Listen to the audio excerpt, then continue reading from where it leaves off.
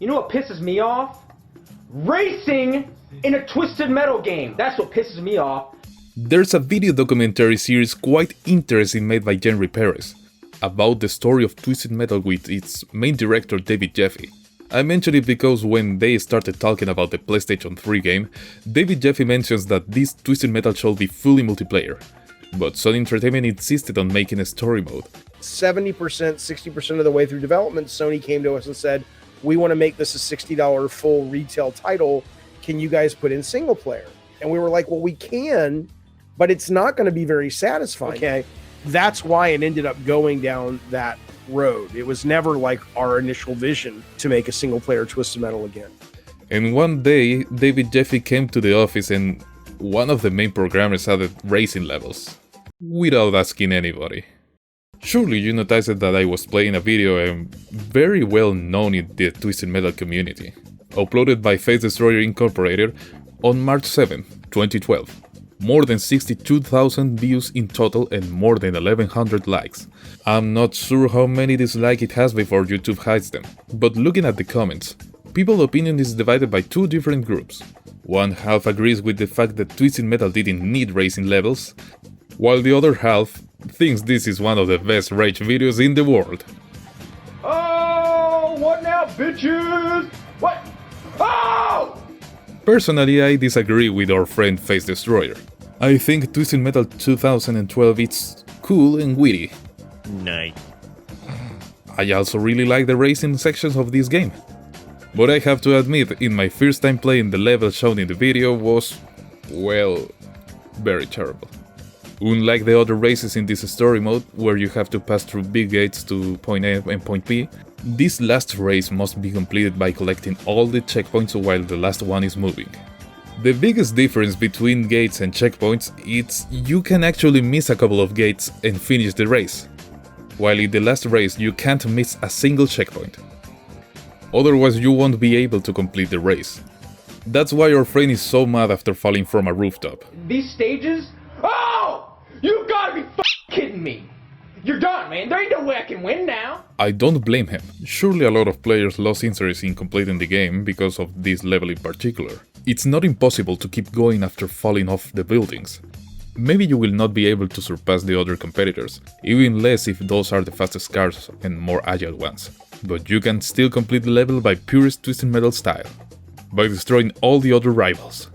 That's right, destroying the other racers or getting the mobile checkpoint, those are the only two winning conditions.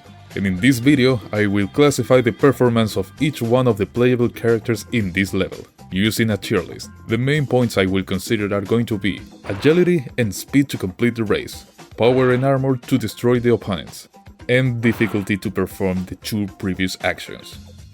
Without further ado, let's get started.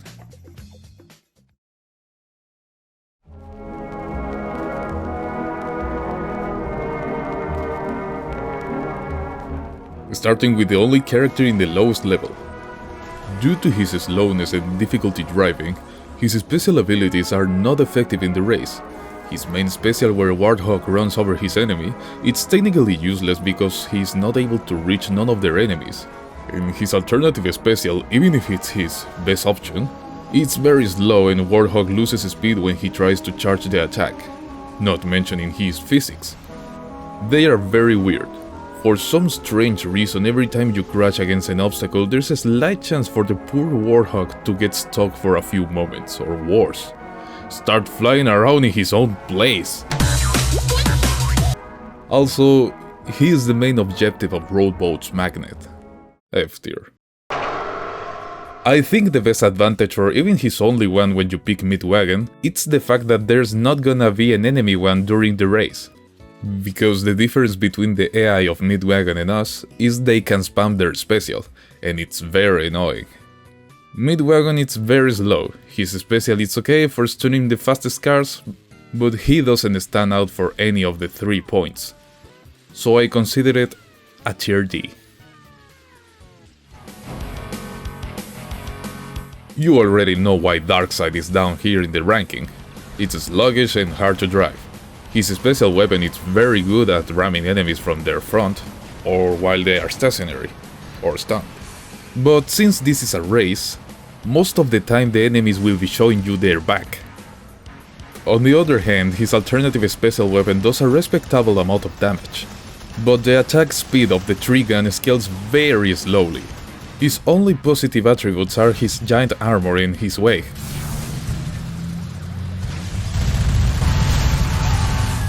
And you can block this ramp to win some time and try to destroy opponents.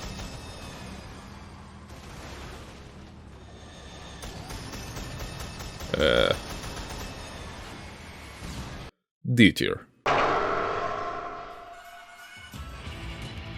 My favorite character.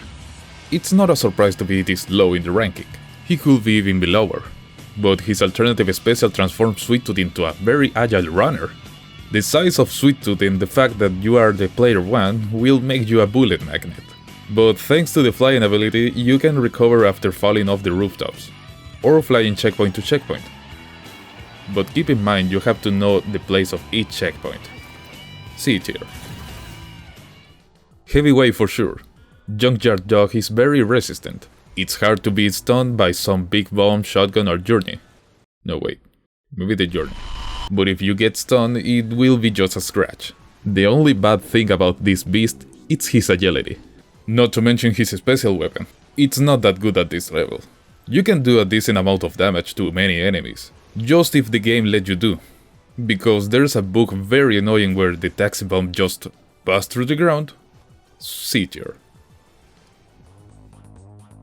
Vermin is pretty balanced, not very agile, just a little faster than Junkyard Dog, but at the same time way more light. It can start flying around if he receives a bunch of attacks. On the other hand, this special is very useful when you have to finish off some squishy enemies. C tier. The few tries I needed to complete this level with Shadow surprised me. I was expecting some problems like Midwagon, but Shadow's Coffin Bomb was very impressive. You could do serious damage to all opponents with one bomb, if you don't destroy anyone in the process. Has kinda the same speed and handling of Midwagon. But the difference between him, Shadow doesn't go crazy after crashing or turning upside down. For these reasons, C tier. Outlaw is very similar to Vermin while driving her, but Outlaw has a more powerful special. Thanks to her resistance, Outlaw can avoid getting stunned easily. Without many mistakes, it shouldn't be a problem to finish the race, but lacks the speed to hunt down the other contenders. C tier.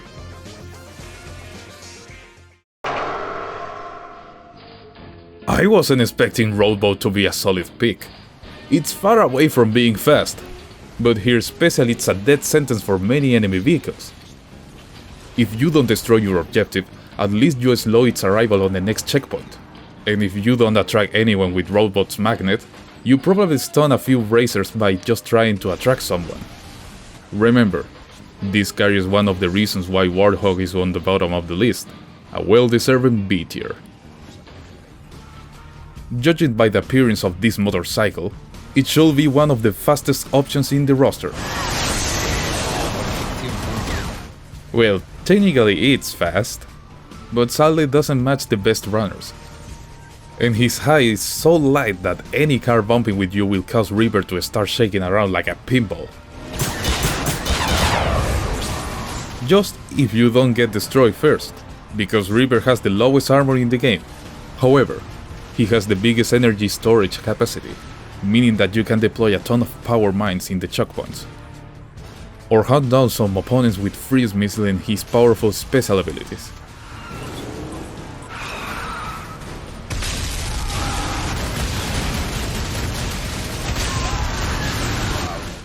B tier. Axel is very agile and handily, having a decent speed and a good resistance. As you can see, he has the ability to jump very high. Very useful, but it could be easily be detrimental on some occasions. The only flaw Axel has is his physics. You can get stuck very frequently if you don't have much experience with this character. He literally struggles trying to stand up. B tier. This character could be easily an A tier. She has a very good speed, a little bit lower than Reaper, good armor and damage too. It's pretty balanced in everything. And that's the problem there. It's too balanced. Doesn't stand out on anything specific. Many times her lack of power doesn't let her catch Crimson Fury. At least it's one of the few cars without a big disadvantage. B tier.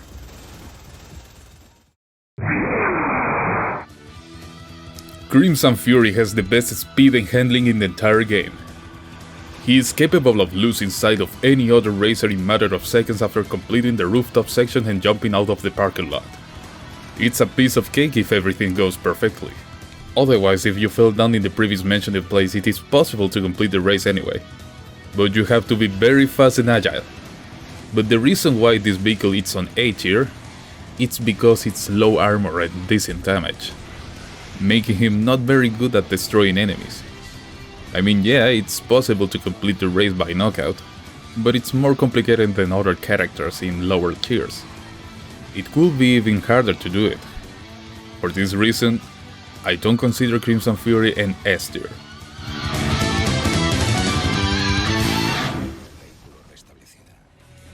Roadkill is the offensive counterpart of Crimson Fury. He is very fast and has a powerful special. He can actually melt down Crimson Fury and Kamikaze with ease. The two vehicles faster than Roadkill. And his roller mines are perfect to slow down the speed of bigger enemies, or causing great damage to characters with low armor. But contrary to Crimson Fury, if you missed one annoying checkpoint, like one of the rooftops, it's better to start destroying opponents, because it will be hard to complete the race if the fastest enemies are still competing. A tier. I think the earner of a S tier must be an easy vehicle to drive, with an easy strategy to execute, and capable of recovering after a mistake with ease. For those last reasons, I think the best pick to complete the race is Kamikaze.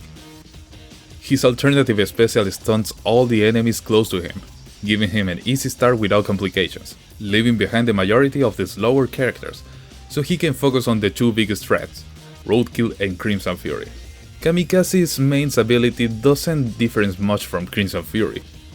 The flamethrower of Kamikaze is a little bit less powerful, but his armor is enough to destroy other contenders without being in a real danger. On the other hand, Roadkill's special abilities are way more powerful, but you have to play this little minigame before firing, not like Kamikaze. Easy to understand and a perfect option if you don't want to lose it while you are trying to complete this level. For those reasons, Kamikaze is the best option in this list.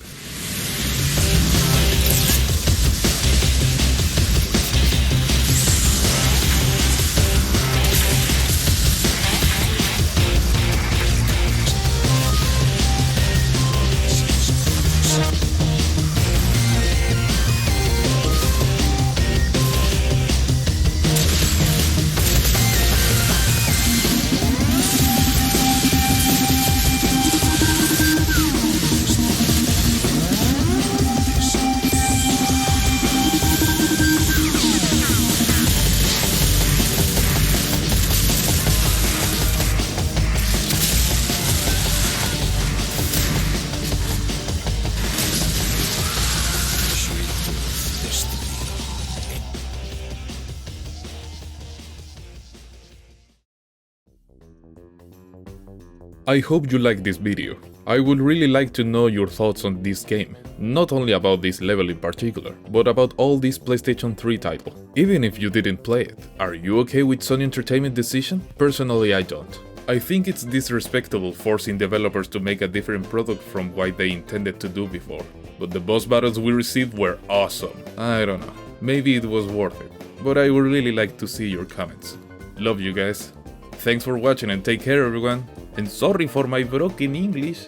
Remember checking out Game Repair's retrospectiva. Bye!